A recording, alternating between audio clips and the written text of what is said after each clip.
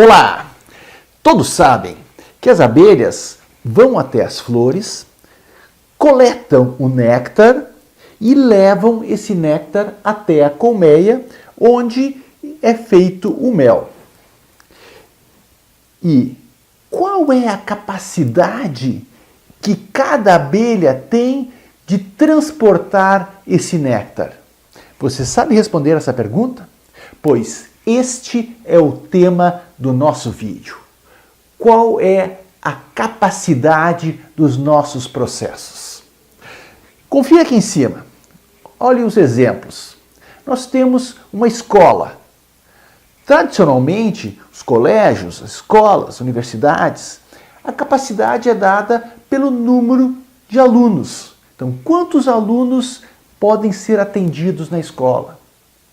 E para definir essa capacidade da escola, eu tenho que analisar a quantidade de salas de aula, a quantidade de professores, de equipamentos, os recursos utilizados. Um outro exemplo, um restaurante. Qual é a capacidade de um restaurante? Quantas pessoas eu posso atender no restaurante para o almoço ou para uma janta? Então eu vou levar em consideração outros aspectos. A quantidade de mesas que eu tenho disponíveis, a quantidade de garçons, como é que funciona a minha cozinha, o tipo de pratos que eu preparo. Então uma série de elementos, recursos que eu tenho disponível no meu restaurante. Que é importante para eu saber quantas pessoas eu posso atender no restaurante. Um hospital, a mesma coisa. O número de leitos, o número de médicos, de equipamentos, de tipos de doenças que eu posso tratar em cada hospital, que eu tenho hospitais diferentes. Então existe uma série de aspectos que têm que ser considerados para definir a capacidade. Numa indústria, último caso, que produz carros, móveis, alimentos, também existem recursos que processam os materiais para gerarem os produtos e existe uma capacidade disponível nesta indústria. Então, o que é a capacidade? Como é calculada a capacidade? Dê uma olhada nessa próxima imagem. O que nós podemos perceber nessa imagem?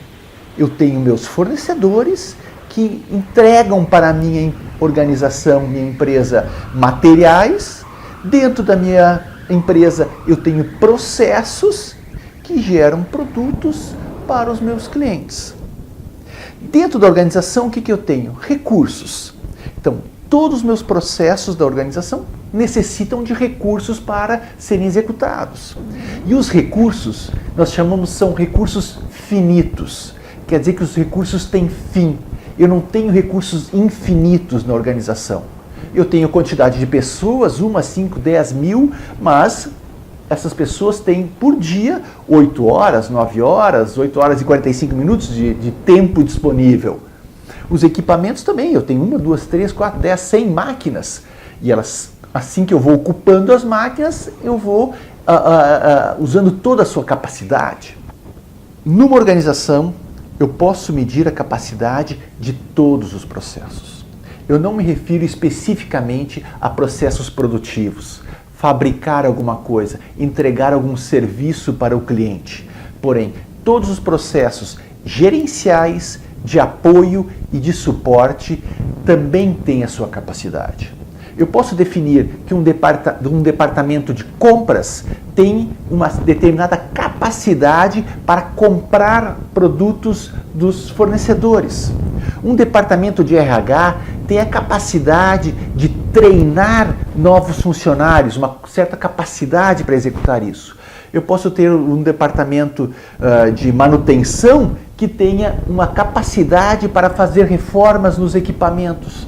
Então, o termo capacidade funciona para qualquer processo de dentro das organizações.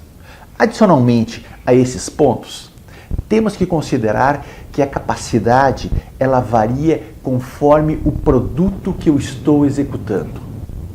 Em termos técnicos, no meio de gestão, nós chamamos isso de qual o mix de produtos que eu vou fazer. Vamos citar um exemplo.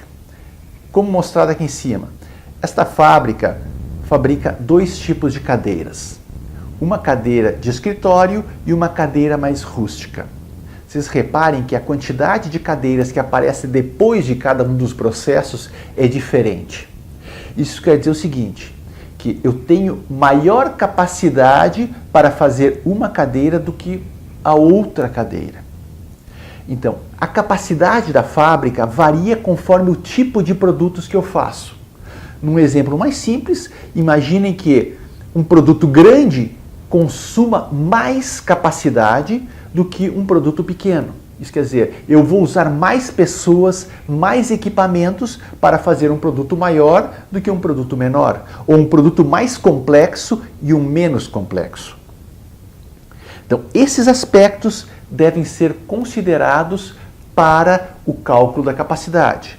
Em resumo, a capacidade é a quantidade total de produtos ou serviços que o nosso processo consegue desenvolver em uma determinada unidade de tempo, em um determinado período.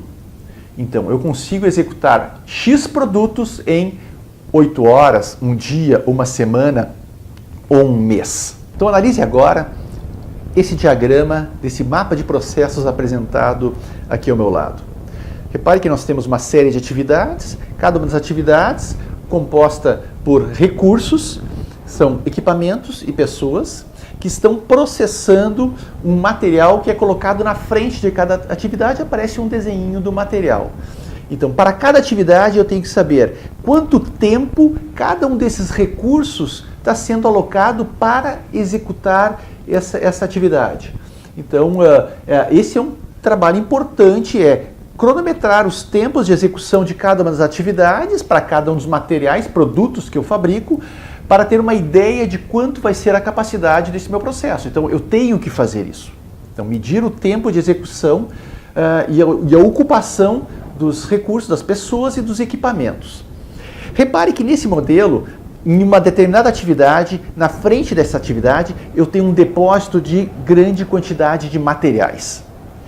Esse é um indicativo de que naquele ponto eu tenho um gargalo na minha linha de fabricação. Então, meu processo ele tem um gargalo nessa atividade. E essa atividade é que me define a capacidade do meu processo representado nesse modelo. O que representa aquele gargalo? Representa que aquela atividade é a atividade mais lenta do processo. Então não adianta as outras atividades todas, as pessoas executarem tudo rápido, porque vai chegar naquela atividade, a quantidade de recursos que eu tenho disponível não vai conseguir acompanhar as outras atividades. E na frente da atividade eu vou ficar com um estoque de materiais. E o que caracteriza esse estoque? Caracteriza custo. Eu tenho materiais parados na minha fábrica e caracteriza custo parado. Então, uma linha de produção, várias atividades, em alguns momentos eu vou ter um estoque parado ali na frente, que eu posso basicamente identificar o gargalo. E o gargalo é a atividade mais lenta do meu processo. O que mais nós podemos constatar aqui é que o cálculo da capacidade do processo varia conforme o mix de produção. Eu citei no slide anterior, na imagem anterior, se eu tenho 2 ou 3 produtos diferentes que passam nesse processo, você repara que a ocupação de cada um dos equipamentos das pessoas pode ser diferente para cada produto diferente. E é normal acontecer isso nas empresas. Então esse gargalo ele pode variar de um ponto até outro do meu processo. Isso tem que ser sabido pelo gestor. Outra característica é a troca de produtos da minha linha de fabricação. Então, se eu tenho um equipamento, pessoas executando um determinado produto, tem 10 unidades ou 100 unidades, é um tempo para executar essas unidades. Agora, cada vez que eu troco de material ou troco de produto nessa minha linha de fabricação, eu tenho um período de configuração, um período de setup, onde eu perco algum tempo dos meus equipamentos, dos meus recursos, para eles serem reconfigurados para outro produto. Isso também demanda um certo tempo e uma perda da minha capacidade produtiva. Nesse momento é importante a gente falar sobre o planejamento da capacidade. O planejamento da capacidade produtiva está diretamente vinculado ao planejamento da demanda de fabricação, da venda. Quanto eu vou projetar a venda da minha empresa, é importante eu saber esse planejamento para planejar a capacidade de produção. Tradicionalmente, num período do ano, na época do planejamento, na hora do planejamento estratégico, é que as organizações pensam no planejamento da sua capacidade. É porque nesse momento eu consigo dimensionar e alocar quantas pessoas, quantos equipamentos, quanto de estrutura eu vou precisar ter na minha linha de fabricação. Reparem o desenho agora colocado aí do lado. Existem dois modelos básicos de trabalho das empresas. Eu posso trabalhar com um planejamento para estoque, produzir para estoque, onde eu produzo meus produtos, coloco eles num estoque de produto acabado e a minha área comercial vende os produtos que eu tenho em estoque. Esse é o primeiro modelo. O segundo modelo que aparece embaixo, eu organizo minha empresa para ela produzir contra pedidos. Então, eu só vou produzir no momento que um cliente colocar um pedido. E nesses dois casos, a forma de eu dimensionar minha capacidade de produção é muito importante. Porque num dos momentos quando eu projeto isso, minha capacidade para estoque, eu consigo otimizar a minha capacidade e uso dos meus equipamentos muito mais do que eu produzir contra pedidos. Contra pedidos, eu tenho muitas perdas em termos de ociosidade dos meus equipamentos, dos meus recursos. E quando eu produzo para estoque, eu não tenho essa preocupação. Eu otimizo os meus recursos de fabricação.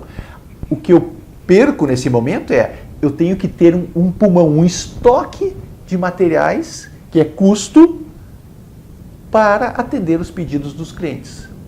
Porém, em ambos os casos, produção para estoque ou produção para contra pedido, é fundamental um planejamento e uma previsão de vendas. Então, a equipe de vendas pensar nos próximos meses, semanas, anos, qual é o volume de produção que eu vou precisar disponibilizar. Então, qual é a capacidade de produção da minha fábrica que eu vou disponibilizar. Que todo esse cálculo também deve levar em consideração os fornecedores, que nós não comentamos até agora, mas se os fornecedores não têm capacidade para me entregar os materiais, a matéria-prima para utilizar na minha fábrica, no meu processo de fabricação, eu também vou ter restrições de capacidade. Então, a capacidade pode estar restrita no meu fornecedor de fornecer matéria-prima. Com isso, eu termino mais esse vídeo. E para concluir, qual é a capacidade de transporte de cada uma das abelhas? De transportar o néctar das folhas até a colmeia. Cada abelha consegue transportar de 20 a 40 miligramas de néctar numa bolsa que ela carrega dentro do seu corpo. Com isso eu encerro mais esse vídeo, espero que você tenha gostado, deixe aí seu like, seu comentário e até o nosso próximo encontro. Até mais, tchau, tchau!